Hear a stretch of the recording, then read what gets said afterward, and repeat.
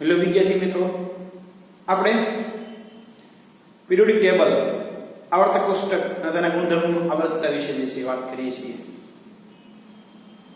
એટલે તત્વોનું વર્ગીકરણ અને તેમાં આવર્તી ગુણધર્મો વિશેની ડિસ્કશન જે છે કરીએ છીએ. તેની અંદર મિત્રો આપણે લાસ્ટ લેક્ચરની અંદર પરમાણુય ત્રિજ્યા વિશેની જે છે વાત કરી ગયા. ક્લિયર? બધાને એ વાત યાદ હશે? આજના લેક્ચરની અંદર મિત્રો આપણે વાત કરવા જઈ રહ્યા છીએ આયનીય ત્રિજ્યા, આયોનિક રેડિયસ. એક સ્ટેપ આગળ આપણે ઇનઓર્ગેનિક કેમિસ્ટ્રીમાં હવે મિત્રો જઈ રહ્યા છીએ. આ શીખતા પહેલા મિત્રો આપણે ગયા લેક્ચરની દરેક વાત આપણે યાદ હોવી જોઈએ. કઈ વસ્તુ યાદ રાખવાની છે એ મેં તમને ખૂબ સારી રીતે જે છે સમજાવી દીધેલું છે અને તમને લખાઈ દીધેલું છે. ક્લિયર મિત્રો? જોઈ લઈએ કઈ વસ્તુ આપણે જે છે યાદ રાખવાની છે. તો મેં તમને આવું બોર્ડ પર લખાવ્યું છે. જો અહીંયા યાદ રાખો બધા. આ ઊભી લાઈન, આ જે છે એ ઉપરનો ભાગ, આ જે છે નીચેનો ભાગ. એક આવી લાઈન તમને કરાવી હતી અને એક આવી લાઈન કરાવી હતી. આ જે છે એ ડાબી બાજુ, આ જે છે જમણી બાજુ. એટલું બધાને મિત્રો ખ્યાલ છે કે આ વાત અહીંયા જે લખવામાં આવે એ સમૂહ તરીકે આપણે ઓળખીએ છીએ ઊભી લાઈન, અને આડી લાઈન જે છે મિત્રો એને આપણે આવર્ત તરીકે ઓળખીએ છીએ. યાદ છે ને બધાને? બોર્ડ વર્ક ખાસ યાદ રાખવા જેવું હતું મિત્રો. એમાં મેં તમને શું કીધું છું ભાઈ? તો કે સમૂહમાં ઉપરથી નીચે તરફ જાઓ મિત્રો તો એમાં દરેકની અંદર મુખ્ય ક્વોન્ટમ આંક n ઈ કેવો રે ભાઈ? તો કે સમાન રે કે અસમાન રે? તો મિત્રો આપણે બધાને ખબર છે કે ઈ સમાન રે નહીં. કેવો રે? તો કે અસમાન, એટલે કે n ક્રમશઃ વધતો જાય છે મિત્રો. n કેવો રે? વધતો જાય. એટલે કે કક્ષાનો ક્રમ વધે. એટલે ઇલેક્ટ્રોન કેન્દ્રથી કેવો ગોઠવાય? કેન્દ્રથી દૂર જતો જાય. તો મિત્રો ઇલેક્ટ્રોન કેન્દ્રથી દૂર જતો જાય તો સમૂહમાં ઉપરથી નીચે તરફ જાવ એમ પરમાણુય ત્રિજ્યા કયો અથવા પરમાણુય કદ કયો એ ક્રમશઃ શું થાય ભાઈ? વધે. એટલું યાદ રાખ્યું છે ને મિત્રો? દરેકને યાદ હશે આ વાત કે સમૂહમાં ઉપરથી નીચે તરફ જાવ એમ n ક્રમશઃ વધતો જાય. એટલે કે કક્ષાનો ક્રમ વધતો જાય. એટલે કે ઇલેક્ટ્રોન કેન્દ્રથી દૂર ગોઠવાતો જાય. એટલે કે પરમાણુય ત્રિજ્યા અને પરમાણુય કદ વધતા જાય. એટલે કે પરમાણુય ત્રિજ્યા ક્રમશઃ વધે. આવર્તની અંદર મિત્રો તો કે n ક્રમશઃ શું થાય ભાઈ? અચળ જળવાય રહે. આમાં વધતો તો આમાં કેવો રે? અચળ રે. એટલે મિત્રો કક્ષાનો ક્રમ કેવો રે? કક્ષાનો ક્રમ અચળ. એટલે શું થાય મિત્રો? તો કે અસરકારક કેન્દ્રીય વીજભાર વધે. અસરકારક કેન્દ્રીય વીજભાર વધે એટલે કે અંદર ધન વીજભાર જે કેવો થાય? પ્રભાવી થાય. એટલે ઇલેક્ટ્રોન ને પોતાની તરફ ખેંચે. ધન વીજભાર ઇલેક્ટ્રોન ને પોતાની તરફ ખેંચે એટલે મિત્રો ક્રમશઃ પરમાણુય ત્રિજ્યા કયો અથવા તો પરમાણુય કદ કયો એ ક્રમશઃ આવર્તની અંદર શું થાય? ઘટતું જાય. અથવા તો પરમાણુ ત્રિજ્યા છે ક્રમશઃ શું થાય? ઘટતું જાય. આ વાત થઈ મિત્રો પરમાણુય ત્રિજ્યા ત્રિજ્યાની વાત થઈ જે આપણે લાસ્ટ લેક્ચર ની અંદર ભણી ગયા હતા. યાદ છે ને મિત્રો બધાને કે આમ આવે આવર્ત, ઉપરથી નીચે આવે સમૂહ.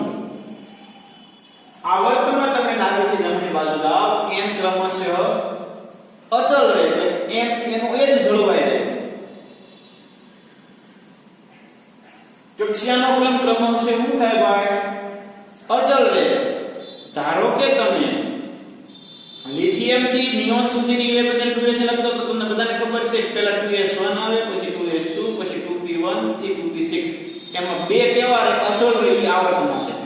તો મિત્રો કક્ષાનો ક્રમ અચળ રહે એટલે અસરકારક કેન્દ્રીય વીજભાર શું થાય ભાઈ? વધે. એટલે પરમાણ્વીય કદ અલ્પ પરમાણુ ત્રિજ્યાની અંદર ક્રમશઃ શું થાય ભાઈ? ઘટાડો થાય. જ્યારે સમૂહમાં તમે ઉપરથી નીચે તરફ જાઓ ક્રમશઃ n વધતો જાય, કક્ષાનો ક્રમ જે છે વધે, ઇલેક્ટ્રોન કેન્દ્રથી કેવો થાય? દૂર ગોઠવાય. એટલે કે પરમાણ્વીય કદ કે પરમાણુ ત્રિજ્યા ક્રમશઃ શું થાય ભાઈ? વધે. આ બધાને એટલી વસ્તુ મિત્રો યાદ રહી ગઈ હશે. અને મેં તમને એમ કીધું છે કે મિત્રો આપણે બોર્ડ વર્ક જે છે ક્લિયર કરવાનું, થિયરી જે છે પાકી કરવાની હોય નહીં. તમારે થિયરી સમજવાની અને બોર્ડ વર્ક જે છે ક્લિયર કરવાનું. તમને જે છે ઇનઓર્ગેનિક માં પ્રોબ્લેમ પડવા દઈશ નહીં. ક્લિયર? હવે મિત્રો આપણે આજના લેક્ચર ની અંદર આયોનિક ત્રિજ્યાની અંદર શું ફેરફાર થાય એટલે અહીંયા લખી નાખો આયોનિક ત્રિજ્યા અથવા તો આયોનિક કદ ઈ શું થાય? વધે કે ઘટે આવર્તની અંદર? અહીંયા એ જ રીતે આયોનિક ત્રિજ્યા અથવા આયોનિક કદ એમાં શું થાય? વધારો થાય કે ઘટાડો થાય? આ ક્વેશ્ચન માર્ક છે મિત્રો. આ બે શું છે ભાઈ? તો કે ક્વેશ્ચન માર્ક છે. ઈ આપણે શીખવાનું છે આજના લેક્ચર ની અંદર. આ ક્વેશ્ચન માર્ક જે છે ને આપણે સોલ્વ કરી નાખવાનો છે. અહીંયા વધે કે ઘટે આવશે, અહીંયા વધે કે ઘટે આવશે એટલું શીખવાનું છે આજના લેક્ચર ની અંદર. એના માટે અલગ અલગ પોઈન્ટ જે છે આપણે શીખતા રહેશે. બરોબર મિત્રો? તો હવે આગળ આયોનિક ત્રિજ્યા કહેવાય તો કોને? પહેલા પ્રથમ તો પરમાણુ ત્રિજ્યા ત્રણ પ્રકારની છે આપણે તમે શીખી ગયા. સહસંયોજક ત્રિજ્યા, ધાત્વિક ત્રિજ્યા. એને આપણે સામાન્ય રીતે પરમાણુ ત્રિજ્યા તરીકે ઓળખીએ છીએ. તો આયોનિક ત્રિજ્યા કહેવાય કોને મિત્રો? પહેલા તો આપણે એ ખ્યાલ હોવો જોઈએ. તો કે મિત્રો કોઈ પણ તત્વ m એ મિત્રો ઇલેક્ટ્રોન ગુમાવે, એવું કરે ઇલેક્ટ્રોન ગુમાવે, અથવા તો મિત્રો કોઈ પણ તત્વ m ઇલેક્ટ્રોન મેળવે ત્યારે એ આયન બનાવે. શું બનાવે? ત્યારે એ આયન બનાવે. કોઈ પણ તત્વ એ શું કીધું મેં? ઇલેક્ટ્રોન ગુમાવે. કોઈ પણ તત્વ ઇલેક્ટ્રોન મેળવે ત્યારે શું બનાવે? આયન. ત્યારનું કદ એટલે આયોનિક કદ કે આયોનિક ત્રિજ્યા. જો મિત્રો ઇલેક્ટ્રોન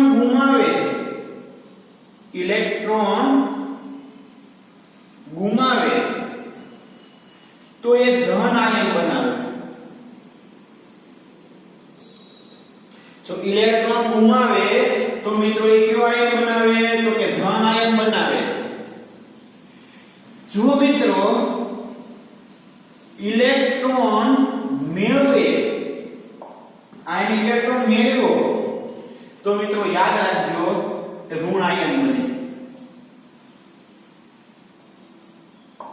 એટલો મગજની અંદર નાખો. કોઈ પણ તત્વ ઇલેક્ટ્રોન ગુમાવે કે ઇલેક્ટ્રોન મેળવે ત્યારે શું બનાવે ભાઈ? તો કે ત્યારે આયન બનાવે. શું બનાવે? આયન. હવે મિત્રો ઈ તત્વ ઈ જો ઇલેક્ટ્રોન ગુમાવતો હોય તો શું બનાવે ભાઈ? ધન આયન બનાવે. અને ઈ તત્વ ઇલેક્ટ્રોન મેળવતો હોય તો શું બનાવે? ઋણ આયન બનાવે. મિત્રો આ M અને આ M એને જનક પરમાણુ કહેવાય. એને શું કહેવાય મિત્રો? જનક પરમાણુ. જનક એટલે કે પિતા, પૈતૃક પરમાણુ તરીકે પણ એને ઓળખવામાં આવે. કેમ એને જનક પરમાણુ કહેવાય? તો કે મૂળ છે, એમાંથી ધન આયન બને અથવા તો એમાંથી ઋણ આયન બને. મિત્રો ધન આયન જે છે, ધન આયન એને કેટાયન કહેવાય. એને શું કહેવાય? કેટાયન. જે ઋણ આયન છે મિત્રો એને એનાયન. એને એનાયન તરીકે જે છે ઓળખવામાં આવે. એટલું ખાસ ક્લિયર કરજો. ધન આયન એટલે એને કહેવાય છે કેટાયન અને ઋણ આયન એટલે એને કહેવાય એનાયન. ખાસ સમજો મિત્રો, એટલી વસ્તુ અગત્યની છે. કેટાયન એટલે કે ધન આયન ક્યારે મળે ભાઈ? તો ઇલેક્ટ્રોન ગુમાવે ત્યારે. કોણ? તો કે તત્વ. કોણ? તો કે જનક પરમાણુ. તમને એનાયન એટલે કે ઋણ આયન ક્યારે મળે? તો કે ઇલેક્ટ્રોન મેળવે. કોણ ઇલેક્ટ્રોન મેળવે? તો કે M એટલે તત્વ. તત્વ એટલે કે જનક પરમાણુ. એટલું ક્લિયર થયું મિત્રો? આ જે છે એ આપણી શરૂઆત છે મિત્રો. આ બે વસ્તુ તમને એટલી વસ્તુ ક્લિયર થઈ જવી જોઈએ. ખાસ અગત્યની વસ્તુ છે.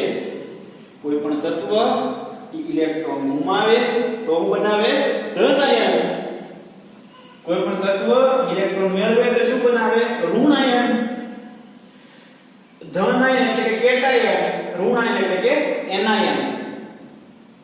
મિત્રો ખાસ સમજવા જેવી વસ્તુ છે. આ તમારું બોર્ડ વર્ક છે ખાસ. હવે હું તમને એક ઉદાહરણથી સમજાવું. તો ઉદાહરણ તરીકે આપણે લઈએ છીએ આ Na એટલે કે સોડિયમ. હવે મિત્રો ઈ સોડિયમ બનાવે છે Na++ ઇલેક્ટ્રોન. એટલે કે સોડિયમ ઊંચો ભાઈ તો કે કેટાયન એટલે કે ધન આયન. મિત્રો ક્લોરીન ઇલેક્ટ્રોન બનાવે Cl- તો એ ઊંચો ભાઈ ઋણ આયન. આમાં મિત્રો સોડિયમ અને ક્લોરીન એને જનક પરમાણુ કહેવાય. એને શું કહેવાય? જનક પરમાણુ. ક્લોરીન ને શું કહેવાય છે ભાઈ? તો કે જનક પરમાણુ. સોડિયમ આયન આને શું કહેવાય? Na+, એને કહેવાય સોડિયમ આયન. આને શું કહેવાય? Chlorine ion. એટલું ક્લિયર? હવે એક મગજમાં નાખી દો, તમને હું સમજાવી દઉં કે જેવું વલણ પરમાણુય ત્રિજ્યામાં જોવા મળે ને એવું જ વલણ આયનિક ત્રિજ્યાની અંદર જોવા મળે. શું યાદ રાખશું? જેવું વલણ પરમાણુય ત્રિજ્યામાં તમને જોવા મળે એવું જ વલણ તમને આયોનિક ત્રિજ્યાની અંદર જોવા મળે. તો તમારો ક્વેશ્ચન માર્ક અહીંયા મિત્રો પૂરો થઈ ગયો. તમને આન્સર મળી ગયો કે જો મિત્રો પરમાણુ ત્રિજ્યા ઘટતી જતી હોય તો આયોનિક ત્રિજ્યા પણ આવર્તની અંદર ઘટતી જાય. કેમ? તો કે મિત્રો આપણે લખ્યું છે કે સામાન્ય રીતે તત્વોની આયનીય ત્રિજ્યા પરમાણુય ત્રિજ્યા જેવું જ વલણ દર્શાવે. જુઓ કરી દીધું છે ટેક્સ્ટબુક વાળાએ, તો પછી આપણે વધારે માથાકૂટ કર્યા નહીં. તો લખ્યું છે જુઓ સામાન્ય રીતે તત્વોની આયનીય ત્રિજ્યા પરમાણુય ત્રિજ્યા જેવું જ વલણ દર્શાવે. તો પરમાણુ ત્રિજ્યામાં આવર્તની અંદર શું ફેરફાર થાય મિત્રો? તો કે પરમાણુ ત્રિજ્યા આવર્તની અંદર ઘટતી જાય. તો મિત્રો આયનિક ત્રિજ્યા આયનિક પણ શું થાય? ઘટતું જાય. મિત્રો સમૂહની અંદર પરમાણુ કદની અંદર શું ફેરફાર થાય? તો કે પરમાણુ કદ વધે તો મિત્રો આયનિક કદ પણ શું થવાનું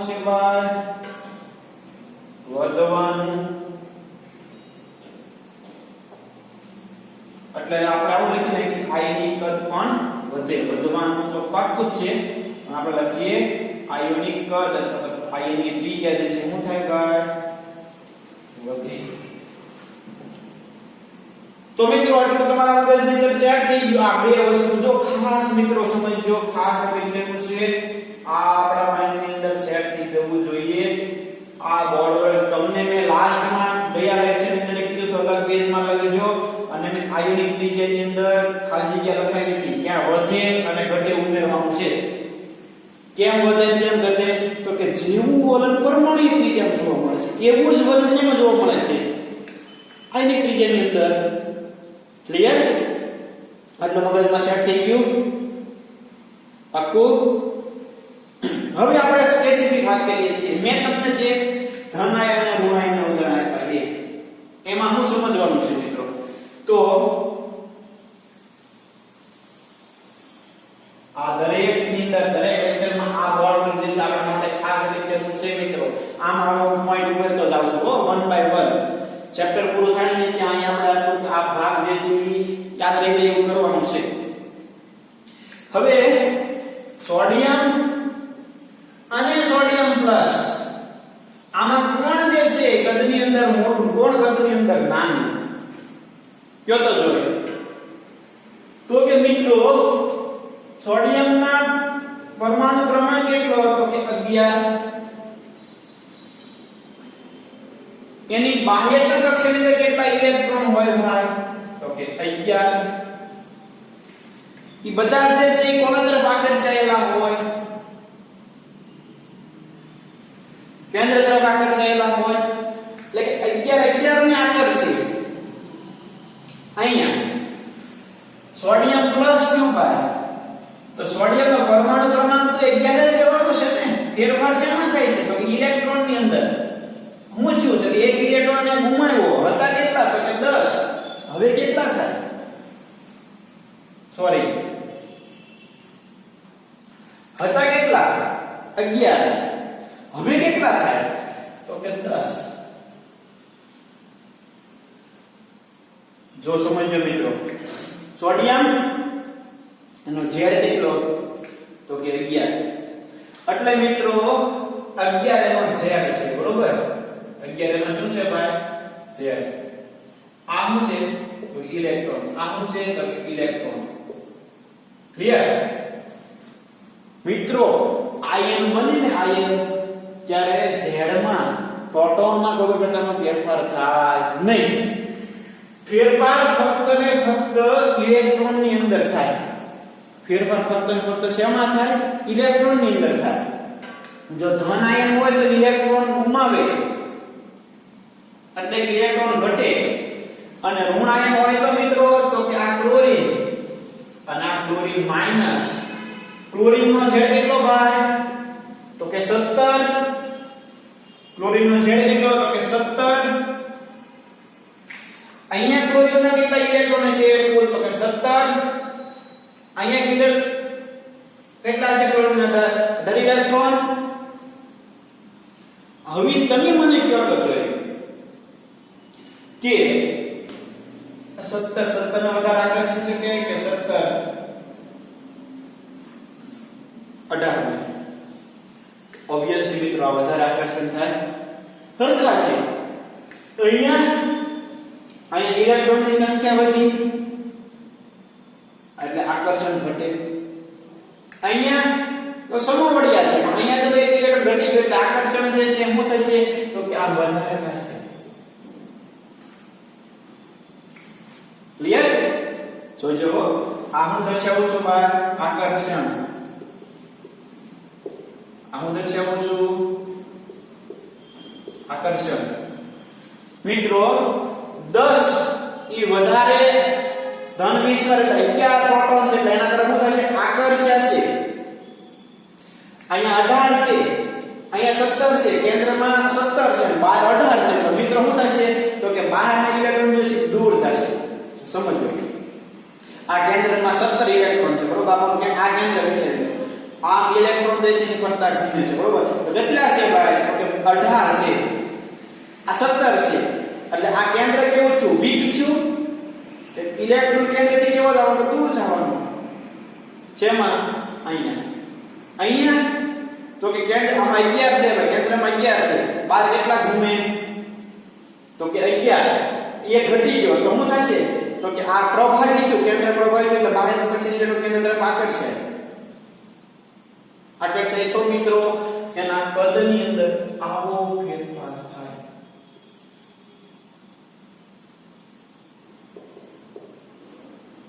આયનની કદ અથવા તો આયનિક ત્રિજ્યા. આયનિક કદ અથવા આયનિક ત્રિજ્યા. મિત્રો યાદ રાખો શબ્દોમાં ધન આયનનો જનક પરમાણુ કદમાં મોટો હોય, ધન આયન કદમાં નાનો હોય. ઋણ આયન તેનો જનક પરમાણુ કદમાં નાનો હોય અને ઋણ આયન કદમાં મોટો હોય. કેમ ઈ મેં તમને સમજાવ્યું કે આ કેન્દ્ર જો ઋણ આયનમાં હોય તો કેન્દ્ર વીક પડે એટલે ઇલેક્ટ્રોન કેન્દ્રથી કેવા થાય? દૂર જાય. આમાં 11 એનું કેન્દ્ર પ્રભાવિત થયું તો ઇલેક્ટ્રોન શું થાય? કેન્દ્ર તરફ આકર્ષે. ક્લિયર? આ વસ્તુ ખાસ સમજવા જેવી છે મિત્રો. શબ્દોમાં એવું લખેલું છે કે એના જનક પરમાણુ કરતા ધન આયન કદમાં નાનો હોય, ઋણ આયન કદમાં મોટો હોય. ખાસ યાદ રાખજો. તમને મેં સમજાવ્યું 11 10 11 તો આ વધારે ઇલેક્ટ્રોન કેન્દ્ર તરફ આકર્ષે. ઓબ્વિયસલી કદ ઘટવાનું છે. 17 18 અહીં 18 છે મિત્રો, તો કેન્દ્રથી કેવા જવાનું છે? દૂર જવાનું છે. તો કદની અંદર શું થવાનું છે? વધારો થવાનો છે. ક્લિયર? આ વસ્તુ તમને સમજાઈ ગઈ ભાઈ? તો જે વાત કરી એ આપણે એક સ્લાઇડ થી જોઈ લઈએ. આયનીય ત્રિજ્યા સામાન્ય રીતે પરમાણુ ઇલેક્ટ્રોન ગુમાવીને ધન આયન અને ઇલેક્ટ્રોન મેળવીને શું બનાવે છે? ઋણ આયન. જેને આપણે બોલ પરથી સમજાવ્યું છે મિત્રો. આપણે આ વસ્તુ યાદ રાખવાની છે. ક્લિયર? આયનીય સ્ફટિકોમાં ધન આયન અને ઋણ આયન વચ્ચેના અંતરના માપન દ્વારા આયનીય ત્રિજ્યા માપી શકાય. સ્ફટિક હોય કોઈ મિત્રો, સ્ફટિક NaCl માં સ્ફટિક હોય, ZnCl માં સ્ફટિક હોય, તો સ્ફટિકમાં ધન આયન રહેતો હોય અને ઋણ આયન રહેતો હોય, એમના વચ્ચેના અંતરના માપન દ્વારા આયનીય ત્રિજ્યા જે માપી શકાય. સામાન્ય રીતે તત્વોની આયનીય ત્રિજ્યા પરમાણુ ત્રિજ્યા જેવું જ હોય દર્શાવે. એટલે મેં તમને જો અહીંયા લખી નાખ્યું છે, કારણ કે આપણે કહી દીધું છે ટેક્સ્ટ બુક વાળા, એટલા માટે ઇફેક્ટ વસ્તુ છે. પછી આગળ ધન આયન તો ખાસ યાદ રાખજો. અહીંયા સમજજો. હવે ધન આયન તેના જનક પરમાણુ કરતા કેવો હોય ભાઈ? નાનો હોય. કારણ કે તેની પાસે ઓછા ઇલેક્ટ્રોન હોય છે. જો અહીંયા 11 છે, અહીંયા 10 છે. ઓછા ઇલેક્ટ્રોન હોય છે. જ્યારે એનો કેન્દ્રીય વિસ્ભાગ કેટલો જ રહે છે? 11 Z એનો ઇક્વલ રહે છે. ઋણ આયનનું કદ તેના જનક પરમાણુ કરતા કેવું હોય ભાઈ? મોટું હોય. કારણ કે એક અથવા વધુ ઇલેક્ટ્રોન અહીંયા આપણે એક જ ઉમેર્યો છે. એક અથવા તો વધુ ઇલેક્ટ્રોન ઉમેરાવાને કારણે ઇલેક્ટ્રોન વચ્ચે અપાકર્ષણ વધે અને અસરકારક કેન્દ્રીય વિસ્ભાર ઘટે. મિત્રો Z એ કેવો થાય? વીક થયો કહેવાય. અસરકારક કેન્દ્રીય વિસ્ભાર ઘટે અને આમ અસરકારક કેન્દ્રીય વિસ્ભાર વધે. ક્લિયર? તો મિત્રો આની બાજુમાં જે છે એ આ લખી નાખવાનું. આ જે બે લાઈન છે બાજુમાં આ લખી નાખવાનું. આપણે આ વસ્તુ યાદ રાખવાની. આપણે થિયરી લાઈન પર તાકી કરવી પડે નહીં. બોર્ડ પરથી સમજો, બોર્ડ પરથી યાદ રાખો, જેના કારણે આપણને આગળ ક્યારે એમાં પ્રોબ્લેમ પડે નહીં. ક્લિયર મિત્રો? શું વાત કરી આપણે? તો કે ધન આયન જે છે, ધન આયન તો મિત્રો એનો જનક પરમાણુ કદમાં મોટો હોય, ધન આયન કદમાં નાનો હોય. જ્યારે ઋણ આયન તો એનો જનક પરમાણુ જે છે એ કેવો હોય ભાઈ? ઋણ આયનમાં નાનો હોય. ઋણ આયન કેવો હોય? મોટો હોય. કારણ કે ઋણ આયનમાં અસરકારક કેન્દ્રીય વિસ્ભાર જે છે ઘટે, આમાં એનો અસરકારક કેન્દ્રીય વિસ્ભાર જે છે કેવો થાય? વધે. એટલા માટે આ સ્લાઇડનો આ બોર્ડ વર્ક છે. ક્લિયર? આ સ્લાઇડનું આ બોર્ડ વર્ક છે. ઓકે. આગળ ઉદાહરણ તરીકે ફ્લોરાઇડ આયનની આયનીય ત્રિજ્યા 136 પાઇકોમીટર છે, જ્યારે ક્લોરીન પરમાણુની પરમાણુ ત્રિજ્યા માત્ર 66 પાઇકોમીટર છે. ઉદાહરણ જે છે તમારે યાદ રાખવું હોય તો મિત્રો આની આ વસ્તુ જે છે ફ્લોરીનનું આ F માઈનસ આમાં જો ફ્લોરીન એટલે 9 કેટલા ઇલેક્ટ્રોન હોય તો કે 9 કેટલા તો કે 9 કેટલા હોય તો કે 10 આ આમ હોય આ આમ થાય તો મિત્રો ઓબવિયસલી શું થવાનું છે કદી અંદર આવું થવાનું છે આ કેટલી છે તો 64 પાઇકોમીટર છે આ કેટલી છે 136 પાઇકોમીટર છે બીજી તરફ સોડિયમ પરમાણુ ત્રિજ્યા કેટલી છે ભાઈ 186 પાઇકોમીટર જ્યારે સોડિયમ આયન કેટલી છે તો કે 95 પાઇકોમીટર મિત્રો આ આંકડા યાદ રાખવાના નથી કે આને એટલી હોય આને એટલી હોય પણ તમને ઉદાહરણ માટે જ પૂછેલા છે તમારા મગજની અંદર આટલો કોન્સેપ્ટ ક્લિયર હોવો જોઈએ કે 95 પાઇકોમીટર 180 પાઇકોમીટર એટલે કે Na અને Na+ તો Na+ કદમાં નાનો હોય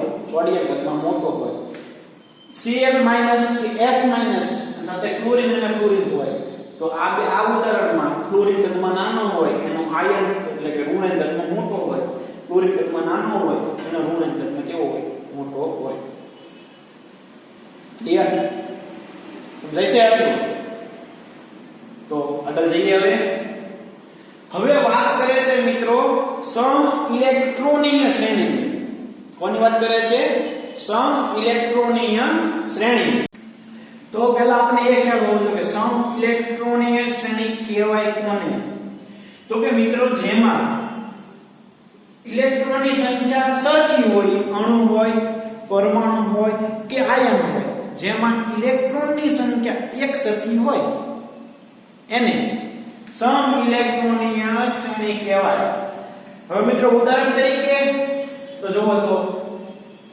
n-3 O-2 F-1 neon sodium plus Mg+2 Al+3 Si+4 હવે મિત્રો નાઇટ્રોજન એનો Z કેટલો તો કે 7 એની પાસે તો મેરી પાસે ઇલેક્ટ્રોન કેટલા હોય તો કે 7 હોય 3 મેળવા એટલે કેટલા થાય તો કે 10 ઓક્સિજન માટે મિત્રો એનો Z8 2 ઇલેક્ટ્રોન હતા સોરી 8 હતા 2 મેળવા કેટલા થયા 10 ક્લોરીન નો Z કેટલો તો કે 9 હતા ને 1 મેળવા એટલે કેટલા થયા 10 નિયોન માટે તો 10 આવશે 10 એનો Z છે મેળવવાની સંખ્યા કેટલી હોય તો કે 10 1s2 2s2 2p6 ત્યાર પછી મિત્રો સોડિયમ Z એનો 11 ઇલેક્ટ્રોન કેટલા એમાં 10 Mg Z એનો 12 ઇલેક્ટ્રોન કેટલા તો કે 10 કેમ તો કે 12 ઇલેક્ટ્રોન હોય પણ મિત્રોને 2 ઇલેક્ટ્રોન પ્લસ 2 એટલે કે હું પેલું ઇલેક્ટ્રોન ગુમાવ્યા હોય +2 એટલે કે 2 ઇલેક્ટ્રોન ગુમાવેલા છે એટલે કેટલા ઇલેક્ટ્રોન થાય 10 થાય ત્યાર પછી એલ્યુમિનિયમ તો કે એનો Z કેટલો ભાઈ તો કે 13 બાકી ઇલેક્ટ્રોન કેટલા છે તો કે 10 સિલિકોન એનો Z કેટલો તો કે 14 પ્રોટોન કેટલા તો કે 16 ઇલેક્ટ્રોન કેટલા છે તો કે 10 કારણ કે 4 એને ગુમાવેલા છે ઠીક છે હવે જેમ અહીંયા સમજાય એ રીતે મિત્રો કે ઓબવિયસલી આમ જ જવાનું છે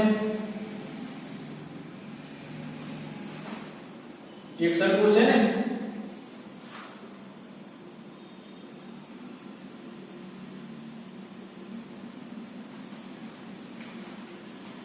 જો તો આમ તમે જેમ જાઓ જેમ આમ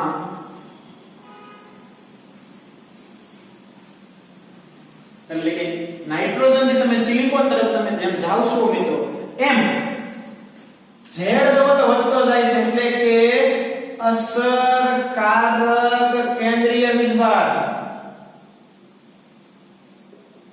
વધે ઉપરાંત મિત્રો તમે એનો Z/E ગણો Z/E એટલે કે ઇલેક્ટ્રોન તો મિત્રો 7/10 8/10 9/10 10/10 11/10 12/10 13/10 અને અને 14/10. તો અહીંયા 0.7 આન્સર આવશે મિત્રો, અહીંયા 1.4 આન્સર આવશે. તો કે મિત્રો જેમ તમે n - 3 થી Si+4 તરફ તમે જેમ જાઓ એમ મિત્રો એનો z/e નો ગુણોત્તર પણ ક્રમશઃ વધે. જો 0.7 0.8 0.9 1 1.1 1.2 1.3 1.4 એટલે કે એનો z/e પણ ક્રમશઃ મિત્રો વધતો જાય છે. અહીંયા મિત્રો ધન વિસ્વાર વધારે છે,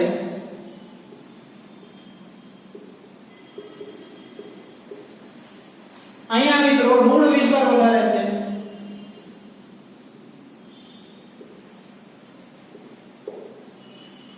એટલું ક્લિયર? હવે તમે મને એમ કહો કે 7 ઈ 10 ને વધારે આકર્ષી શકે કે 14 ઈ 10 ને વધારે આકર્ષી શકે? તો ઓબ્વિયસલી મિત્રો તમને બધાને ખબર છે કે આ મારું કેન્દ્ર ધારો કે છે અને બાહ્ય કક્ષકની 14 ઇલેક્ટ્રોન છે, તો 14 ઇલેક્ટ્રોન વધારેમાં વધારે 10 ઇલેક્ટ્રોન છે, તો એ વધારેમાં વધારે કેન્દ્ર તરફ આકર્ષાયેલા હશે.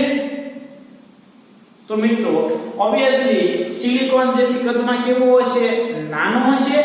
કેમ? તો કેન્દ્રમાં 14, એનો અસરકારક કેન્દ્રીય વિસ્ભાર કેવો છે? વધારે છે. કેન્દ્રમાં 14 છે મિત્રો, આ ધારો કે કેન્દ્ર છે, કેન્દ્રમાં 14 12 10 વધારે 14 તરફ આકર્ષાય.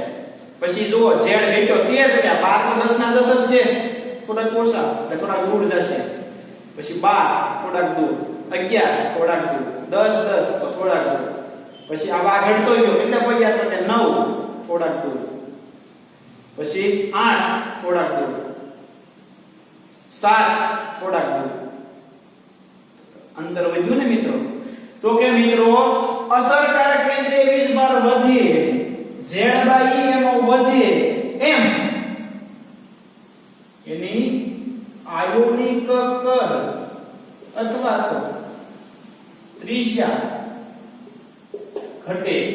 આમ જાવ એમ હો તમે, આમ n-3 થી તમે Si+4 તરફ જાવ તેમ.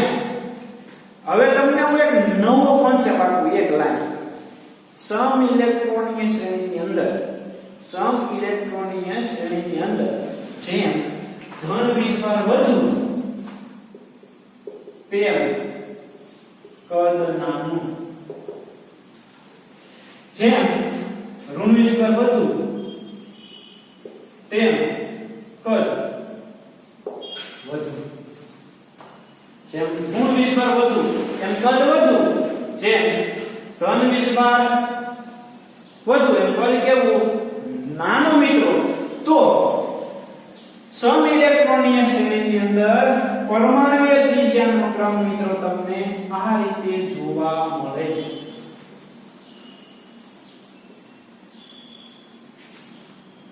સમ ઇલેક્ટ્રોનીય શ્રેણીમાં તમને આયોનિક ત્રિજ્યાનો ક્રમ આ રીતે જોવા મળશે મિત્રો. આયોનિક કદ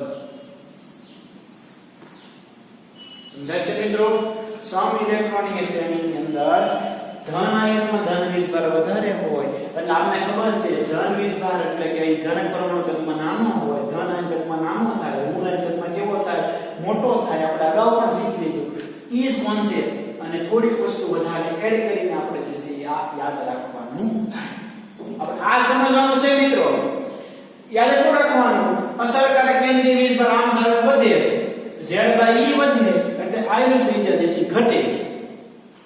એ મેં તમને લોજિકલી અને થિયોરિટિકલી બે રીતે જે છે આ ટોપિક તમને સમજાવ્યો મિત્રો. હવે આપણે સ્લાઇડ જોઈ લઈએ. જે વાત કરી ક્લિયર છે ને, કરી છે ને? કેટલાક પરમાણુ અને આયનોમાં ઇલેક્ટ્રોનની સંખ્યા સમાન જોવા મળે છે, જેને શું કહેવાય છે? સમ ઇલેક્ટ્રોનીય સ્પીસીઝ, સમ ઇલેક્ટ્રોનીય શ્રેણી અથવા આઇસો ઇલેક્ટ્રોનિક સ્પીસીઝ.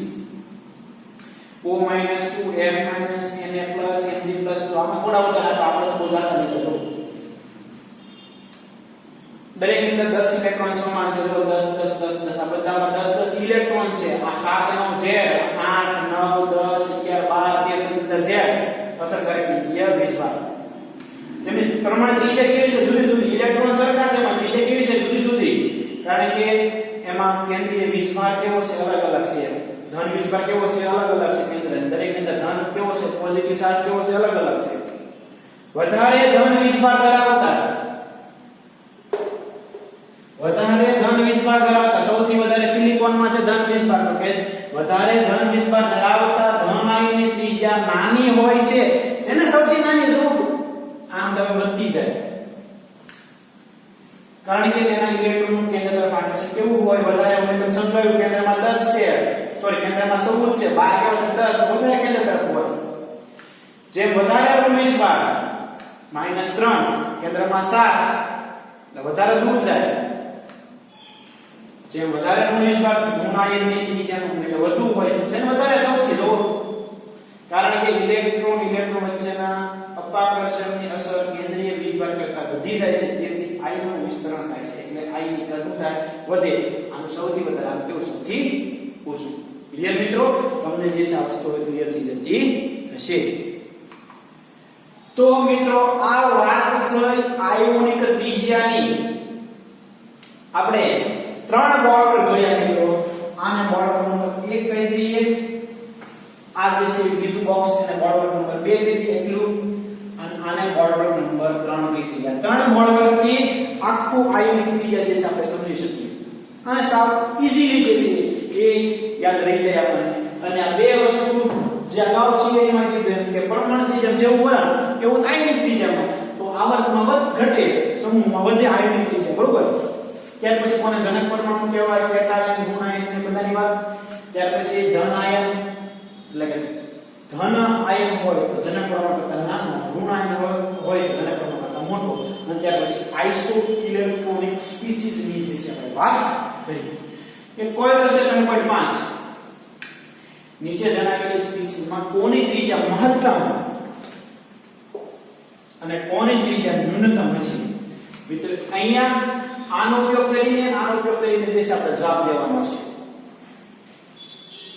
તો એટલે તો આપણે ખબર છે કે જેમ ધન વીજભાર વધારે હોય કેવું હોય ભાઈ, નાનું હોય. તો આ કેવું હશે કદની અંદર? ન્યૂનતમ હશે. કેમ? તો કે મિત્રો ધન વીજભાર વધારે છે, એનો z બાય e કેવો છે વધારે છે, તો આ ની ત્રિજ્યા કેવી હશે? ઓછી હશે. આ બે ની અંદર તો ઈ ખબર છે આપણને કે જનક પરમાણુ કદમાં મોટો હોય તો Mg અને એલ્યુમિનિયમ ની સરખામણીમાં કોણ કદમાં મોટું હશે ભાઈ? તો પાછો આપણે આમાં જવું પડે આવર્તની અંદર, કારણ કે આપણે એક આવર્તની અંદર છે તો Mg જે છે ડાબી બાજુ છે, એલ્યુમિનિયમ જે જમણી બાજુ છે. આપણે બધાને ખબર પડી ગઈ કે આવર્તમાં ઘટતી જાય તો જે છે આમ હશે. તો આ કેવું થાય કદની અંદર? મહત્તમ, ઓબ્વિયસલી 100%. તો મિત્રો આ વાત થઈ કોણ કદમાં મોટું કોણ કદમાં નાનું, એ આ 3 બોર્ડરના આધારે ની વાત. ક્લિયર મિત્રો? તો આજના લેક્ચરમાં આપણે અહીંયા સુધી જે છે ક્લિયર કરવાનું છે. નેક્સ્ટ લેક્ચરમાં આનાથી આપણે આગળ ડિસ્કશન શરૂ કરશું મિત્રો. આ 3 બોર્ડ ખાસ યાદ રાખી લો. આ મેઈન બોર્ડ આપણું છે, મેઈન વસ્તુ આ છે. ત્યાર પછી આના પેટા પ્રકાર છે. આટલી વસ્તુ તમે ક્લિયર કરી નાખો, તમને ઇનઓર્ગેનિકમાં ક્યારેય પ્રોબ્લેમ નહીં પડે આયોનિક ત્રિજ્યા સમજવામાં. ક્લિયર મિત્રો? તો આજે અહીંયા સુધી રાખવાનું. નેક્સ્ટ લેક્ચરમાં આનાથી આપણે આગળ ડિસ્કશન શરૂ કરીશું. ઓકે મિત્રો? તો આજે અહીંયા સુધી બધાય ખાસ બધી પ્રિપરેશન કરી નાખો. નેક્સ્ટ લેક્ચરમાં આગળની ડિસ્કશનથી આપણે જે છે એ સ્ટાર્ટ કરીશું. ઓકે મિત્રો?